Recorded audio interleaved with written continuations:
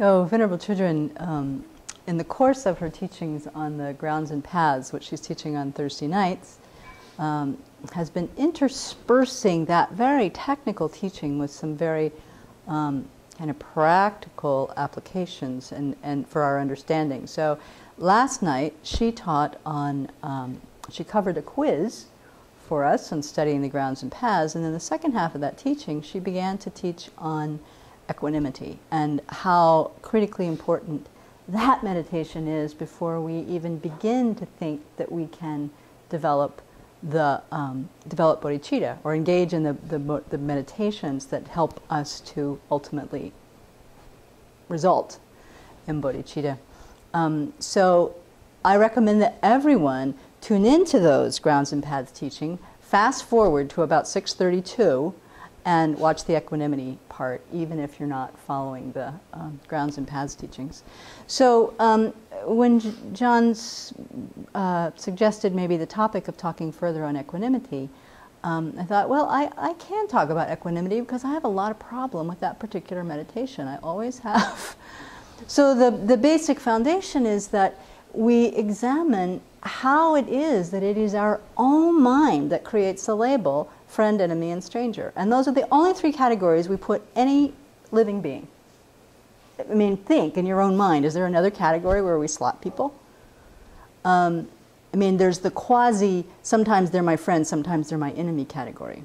But sometimes they're my friend, and sometimes they're my enemy. So they're not really in their own category. They're in one of these three categories. Enemy not necessarily meaning a person I want to go after with in a violent way, but somebody who is impeding my happiness.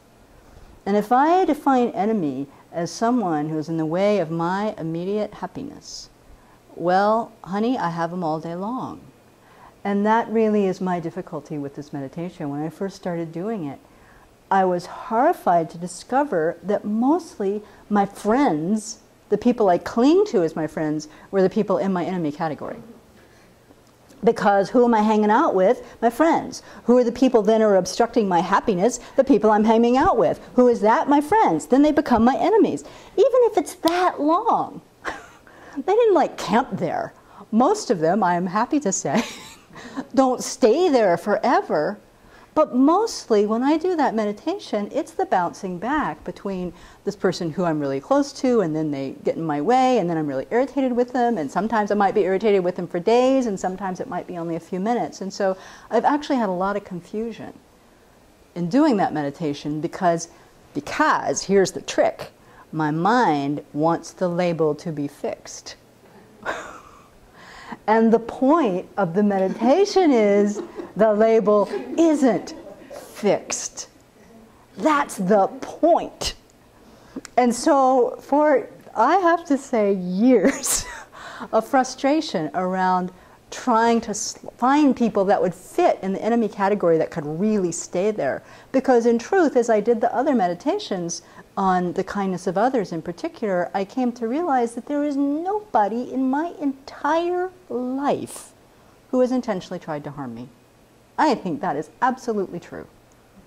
I can't say that everyone has that experience because some people have been directly attacked for weird reasons, but I haven't. So even the people that I've most had as enemies as I've done this kindness meditation on the kindness of others for years, I've seen they didn't have the intent to harm me. I'm the one who placed them in that category. But even them, trying to like pin that person in my meditation, I visualize a person I'm attached to, I visualize a person who's my enemy, I visualize a person that's a stranger. These two categories are just like... And so to recognize that is precisely the point. We are the ones that create that label, and people jump in and out of those categories, not because they're jumping in and out of the frying pan, but because I'm moving the frying pan that puts them in over and over and over and over. And so sooner or later, gosh, I hope sooner for you than for me, we come to realize really these labels are pointless. There is no such thing as a friend, really. There is no such thing as an enemy, really. There is no such thing as a stranger, really. Really, in the way that I have clung to it.